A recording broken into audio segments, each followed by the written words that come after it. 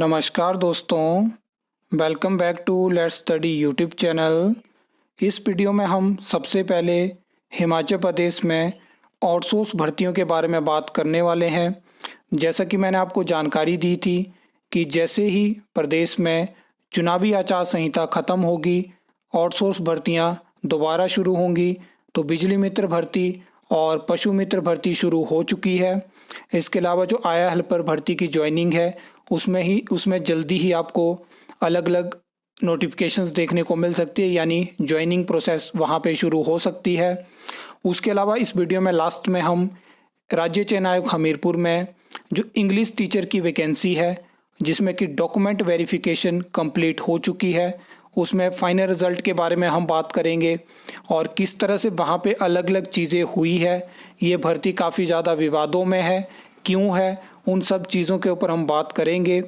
सबसे पहले मैंने आपको जानकारी दी थी जब आचार संहिता ख़त्म होने वाली थी, उसे 2 दिन पहले मैंने आपको बताया था कि जैसे ही आचार संहिता ख़त्म होगी सबसे पहले जो भर्ती शुरू होगी वो बिजली मित्र भर्ती होगी। तो ये एक नया रिक्रूटमेंट नोटिस आ चुका है। ये वैकेंसी जो है वो सोलन के लिए है, यानी सर्कल सोलन के लिए वैकेंसी है। रिक्रूटमेंट नोटिस आपके सामने है। बिजली मित्र भर्ती कहिए या बिजली उपभोक्ता मित्र कहिए या इलेक्ट्रिसिटी कंज्यूमर असिस्टेंट कहिए, एक ही बात है। ये रिक्रूटमेंट नोटिस है। टोटल जो है वो 129 वैकेंसी है, जिसमें कि सोलन के लिए 36 हैं, अर्की के लिए 26 हैं, बद्दी के लिए 18 है, नालागढ़ के लिए 29 है, परवाणु के लिए 20 है। 129 वैकेंसी है और एमपीएस कंपनी शिमला 9 जो है वो इसको कंडक्ट करवाएगी, यानी इसके तहत ये भर्ती होने वाली है। भर्ती इलेक्ट्रिसिटी बोर्ड के लिए है। क्वालिफिकेशन 10th आपके पास होनी चाहिए। आईटीआई आपकी इलेक्ट्रिशियन वायरमैन में होनी चाहिए। एज क्राइटेरिया वही सेम है, 18 से लेके 30 तक। बाकी अगर हम बात करें तो जो इंटरव्यू है 2 दिन होंगे, 11 जून को और 12 जून को।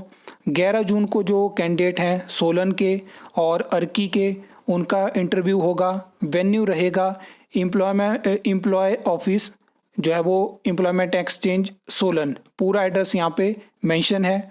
12 जून को होगा जो स्टूडेंट है नालागढ़ के, बद्दी के, परवाणु के, तो बद्दी एम्प्लॉयमेंट ऑफिस, तो ये भी पूरा एड्रेस वेन्यू का यहाँ पे मेंशन है। इसका स्क्रीनशॉट आप ले लेना और इसके एड्रेस पे आपको पहुंचना है। टाइमिंग की बात करें तो 10 बजे से लेके 5 बजे। कंपनी का से कोई क्वेरी है तो कॉन्टैक्ट नंबर मेंशन है। इसके अलावा आपके पास सारे आपके ओरिजिनल डॉक्यूमेंट होने चाहिए, उनकी सेल्फ अटेस्टेड कॉपीज़ होनी चाहिए। आईडी प्रूफ हो गया, एज प्रूफ हो गया, क्वालिफिकेशन हो गया, बोनाफाइड का हो गया, तो ये सारी चीज़ें आपके पास होनी चाहिए। इन चीज़ों का आप ध्यान रखें। ये पूरी नोटिफिकेशन आप देख सकते हो। इसके अलावा अगर हम बात करें तो देखिए पशु मित्र भर्ती भी शुरू हो चुकी है। अलग अलग जगह के लिए आपको इसके रिगार्डिंग जो है वो जानकारी देखने को मिल जाएगी।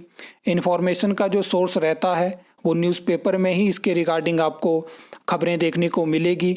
और कई बार क्या होता है कि जो जैसे लोकल न्यूज़पेपर होता है उसमें हमें देखने को मिलती हैं, तो अपनी भी कोशिश रहती है कि जैसे ही कुछ इस तरह की न्यूज़ हमें देखने को मिलती है। इलेक्ट्रिसिटी बोर्ड की बात करें तो वहाँ पे जो बिजली मित्र भर्ती है उसकी सर्कल वाइज आपको नोटिस देखने को मिलते हैं और प्रॉपर अभी तक हमें 5-6 नोटिस देखने को मिले हैं। पशु मित्र भर्ती को एक अलग तरह से डील किया है और इसके उतने प्रॉपर नोटिस हमें देखने को नहीं मिले हैं। न्यूज़पेपर में ही इसके रिगार्डिंग न्यूज़ देखने को मिलती है, तो इस चीज़ का ध्यान रखें आप।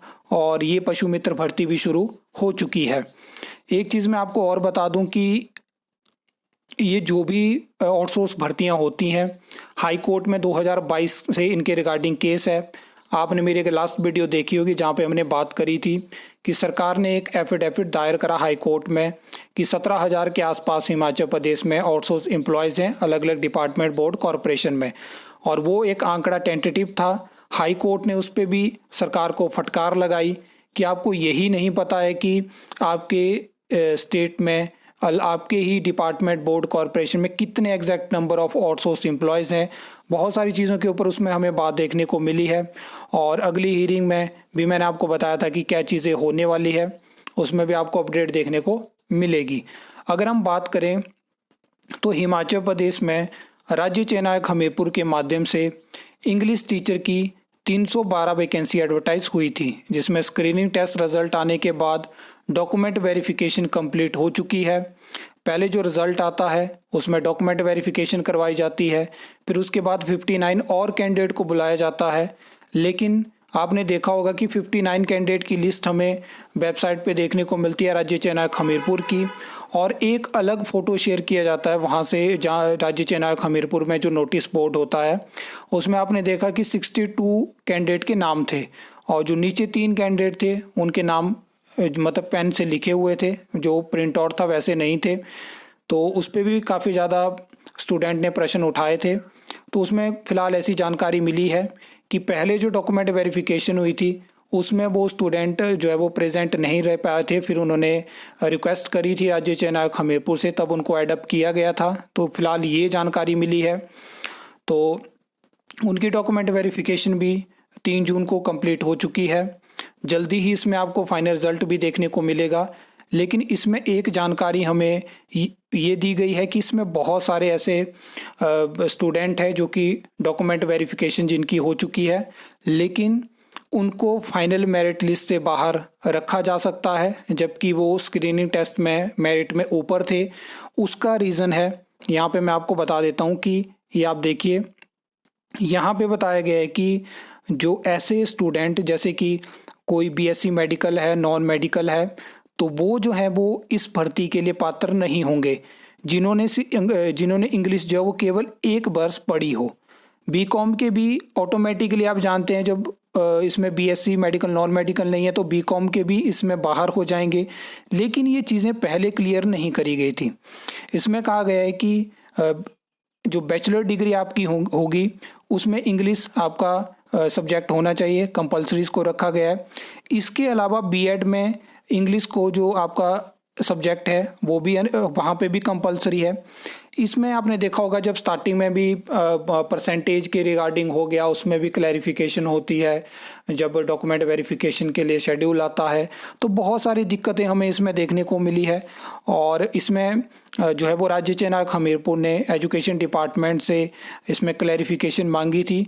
तो कुछ इस तरह की क्लैरिफिकेशन दी गई है। अब इसके रिगार्डिंग क्या चीज़ें होंगी और क्या क्या हमें देखने को मिलेगी जब रिजेक्शन लिस्ट आएगी, क्योंकि अगर इसमें इन्होंने बताया है कि बीएड की पढ़ाई में 3 मतलब ये तो चीज़ नहीं है, जैसे कि आपकी बैचलर डिग्री है तो उसमें 3 साल जो है वो इंग्लिश यहाँ पे इन्होंने रखा है कि पढ़ी होनी चाहिए, और बीएड में भी उसको कंपलसरी रखा गया है।